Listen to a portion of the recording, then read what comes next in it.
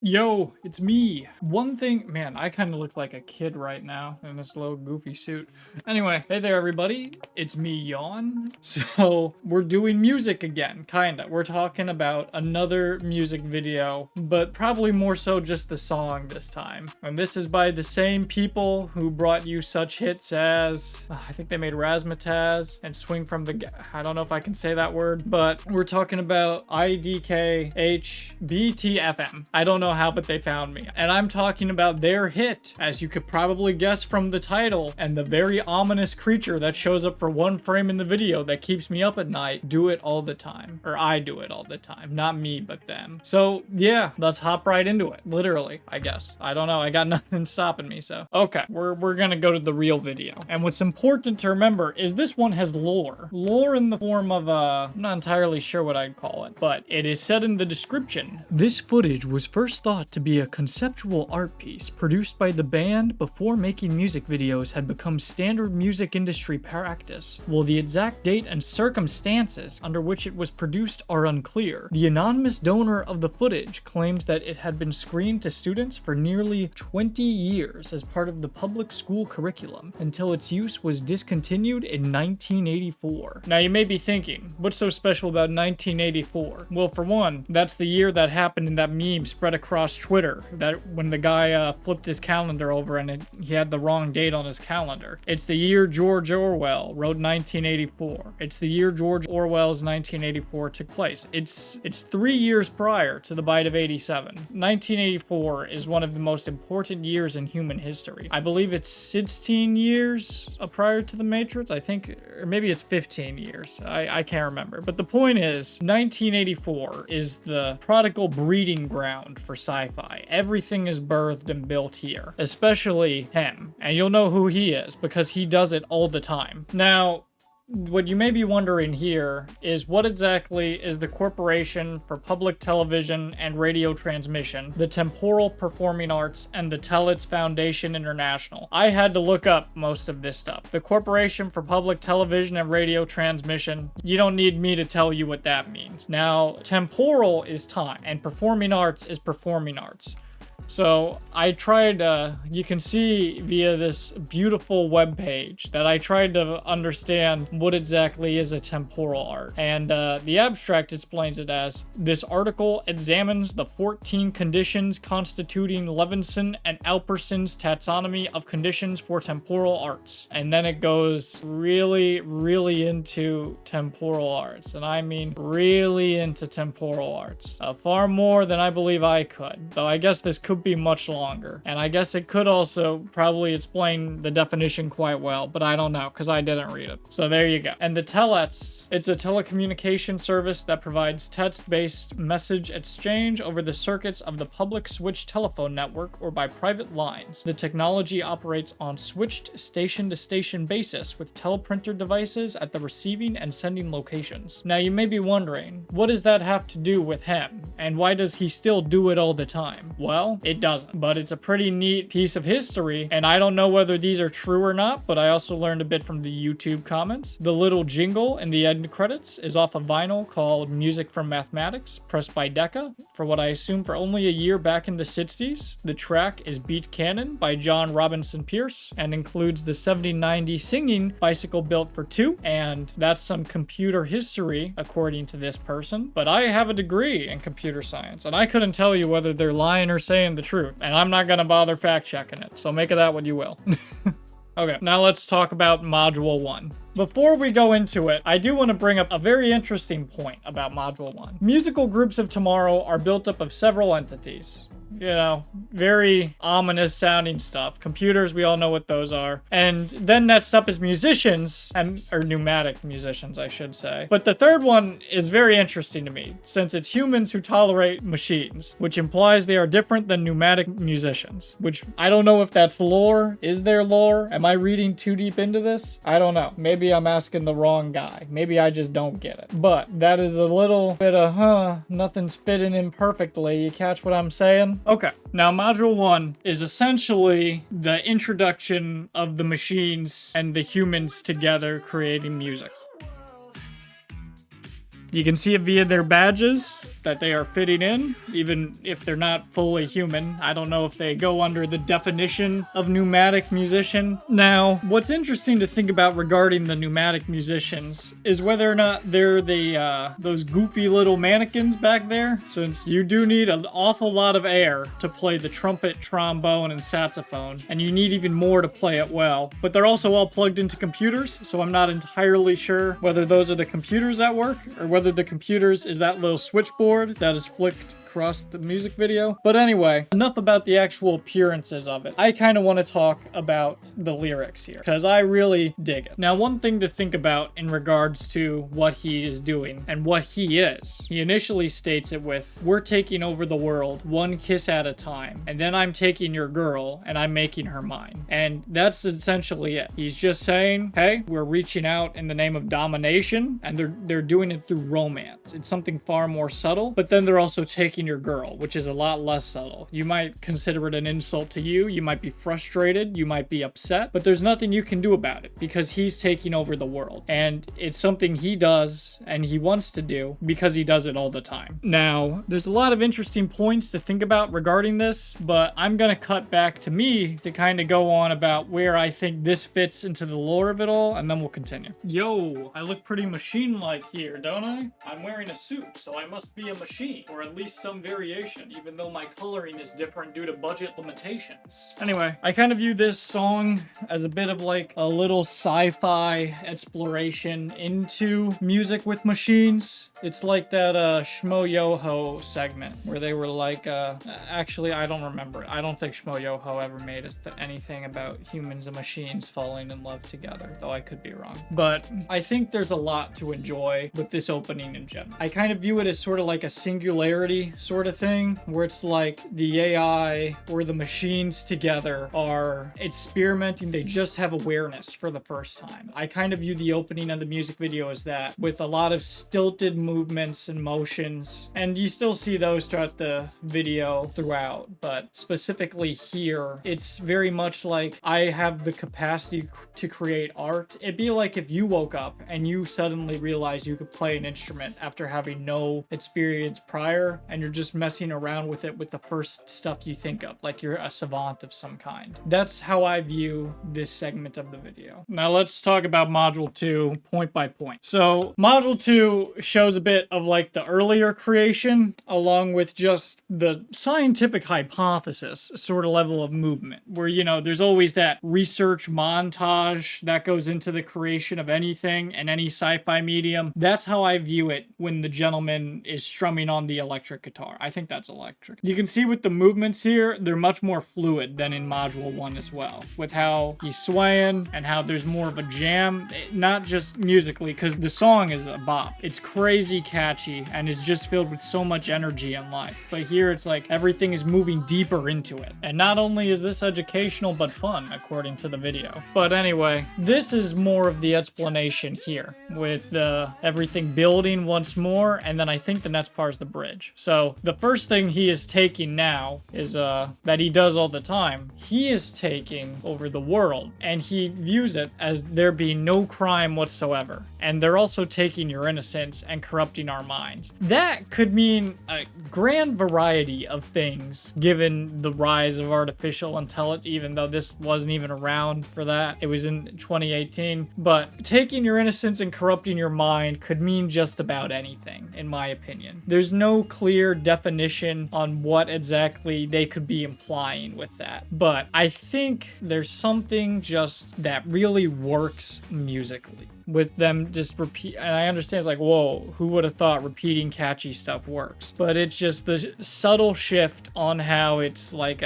I'm a steal your girl and do what I want, to, well, they do explicitly explain they are taking over the world in the first segment too. But it's more like, now I'm taking your heart and corrupting your mind. That's how I view it, is how they started just stealing the hearts of others, and now they're stealing the hearts of you personally. And then the craziest part of the actual lyrics come with, we're so young, but we're probably gonna die. It's very morbid, but it's also a bop, and it's also very, I do not care about my life due to capitalism and the way society has built us, and just that whole sort of sense of it's like nihilism, but like euphoric nihilism. And it's so fun for them, and they're selling lies, and they look so good, and they never even try. And he gets his money from a trust fund. Do it all. I'm assuming when he says get your money from a trust fund, I don't think he's telling you to get your money from a trust fund. I think he's just saying that's just something he does. But it's interesting to think about. It's very much like from a music video lore standpoint with the entities, it's very much he's like a channel for this mind we're talking to here. And here it's like a breakdown of it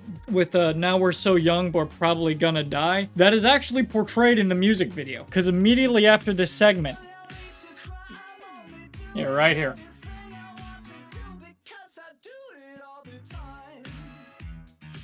Immediately prior to and during this segment, he's like ascending. He's reaching peak performance through all of his verbal usage. And then immediately after, as he's about to hit his like peak and prime of everything he's doing, it crashes and everything just gets destroyed. And then, okay, wait. I don't know why I'm trying to pause it, because the editor can just fix it to show the entity. But during that time, you get to see this Rorschach-looking motherfucker just appears. Who could be the entity? He could be the ghost inside the shell. He could be the ghost inside the machine. He could be the representation of machines and humans falling in love together. Who knows? But there's very something behind the scenes here that the Temporal Performing Arts Agency does not want you to know about. And the other agencies, like Tellets and, I already forgot the name of the other one. The point is, that's what they want you to do. There's definitely something more nuanced going on behind the scenes of this video and its presentation. But I think it also emphasizes the beauty of short-lived euphoria. Because right after he says we're so young but we're probably gonna die, and as he finishes that segment, bam, he starts dying. Things aren't doing too hot, technology-wise. Things are crashing. But that's it. And now we're just slowly moving to Module 3. And God, I really wonder what they were meant to show off with that random entity. But prior to Module 3 as well, everything kind of returns to the status quo. Where it was like, oh, it's a momentary blip in the system. But yeah, okay. You know, if you think those machines are impressive, you should get a look at the one I built. I took some time during my busy day to create one especially for you all for the purposes of this video. So may I please introduce you to the Pneumatic Yawn. Oh, I believe he's camera shy. I will back away so that he can enter the scene.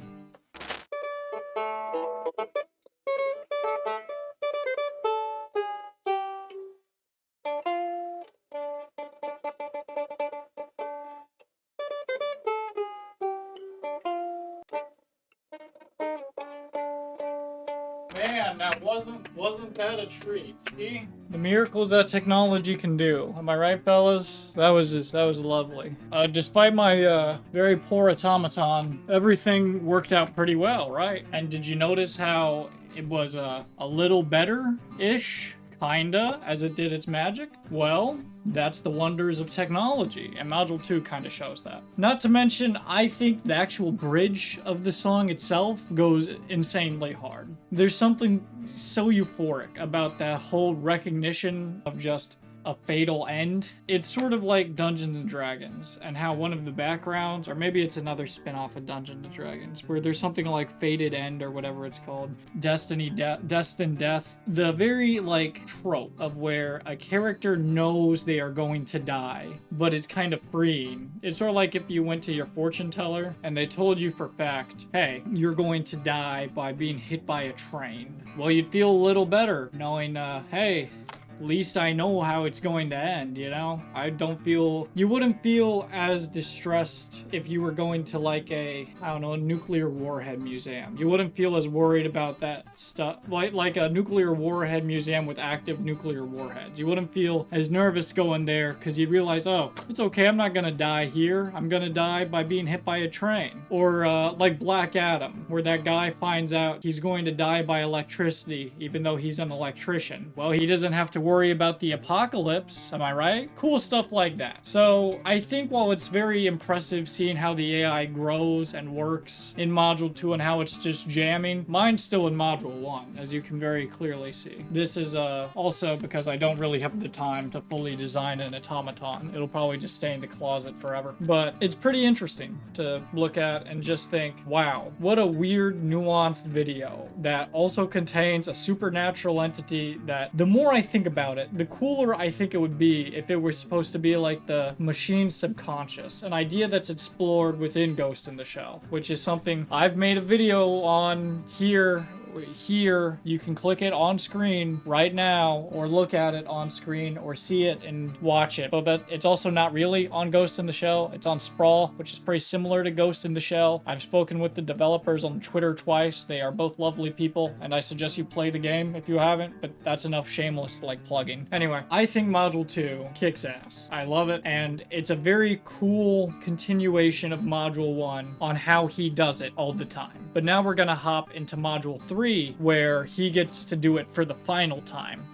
So, to break down Module 3 piece by piece, okay, 1, there's no sign of the entity anywhere. He's literally not in the segment at all, which adds further but what's cool about this is that even though it's just a repeat of what he's currently still doing because he does it all the time, it really goes harder because he's acting so human with everything he does. He's absolutely enveloped in his flow, and it goes insanely hard. Even though I'm being brainwashed by random pop-ups of words that I don't have the optimal brain power to understand. But everything is building even further this time, and you can see it in the music video with him, I don't want to say out of control. He's just a lot more at spending. He's expending way more. Though out of control, I would say, are the machines in the background. As you can see them sparking and fuming. And then when you hear the that final crash, I view that as the finale of him doing it all the time and him being so young that he's probably going to die. As you can see, the pneumatic musicians in the background are also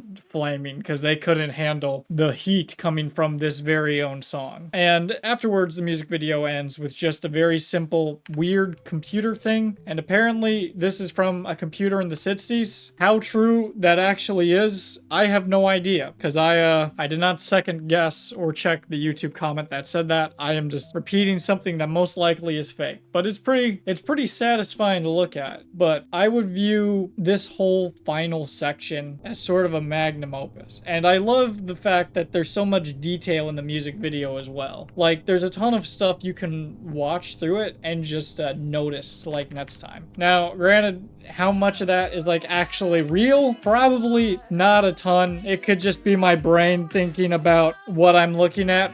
But this whole final segment right here, because they only do this twice in the whole song, this optimal dynamic bridge section, really brings the song together for me. I mean, I'm pretty sure, yeah, it's the most replayed segment in the YouTube video. That has to mean something. But overall, Section 3, even though it is just a repeat of Sections 1 and 2, what makes Section 3 stand out is just the presentation of the music video with how much more dynamic all the movement is and how everything feels like, yeah, we're hitting this peak again. We're doing it even harder this time. We're doing it to an extent that not even we can handle. And then the video just crashes. Okay. But yeah, that's really all I have to say about Section 3. Not too much, but epic way to cap off the video. So that's it. That concludes our tale of machines and man and the beauty of 1984, but not like the book 1984, because that book is kind of fucked up. Anyway, I'm not entirely sure what to take away from it. I believe it's very, I'm trying to think of the right word, anomaly coded. I guess SCP would be the name of the genre, but I also kind of like to avoid using SCP as a describing word because so much of that stuff is like its own thing. It's like Lethal Company coded, which is kind of weird to think about, but I hope you enjoyed. And I hope if you take one thing away, it's that he does it all the time and we can't stop him, but the song fucking slaps. Like, it is insanely catchy. And I would highly recommend listening to I Don't Know How, But They Found Me. And I think this song is one of their best. I think it's just anything that makes you want to stop everything and dance is a hit, in my opinion. So yeah, that's it. He did it, and he'll keep on doing it. You say I'm avocado, gotta die. It's so fun, we're so good at standing live. Yes, it looks so good, and they never even try to wanna do it, but I'll do it cause I do it all the time. You say I'm avocado, gotta die. It's so fun, we're so good at standing live. Yes, it looks so good, and they never even try. Get your money from a trust, try to do it all the time.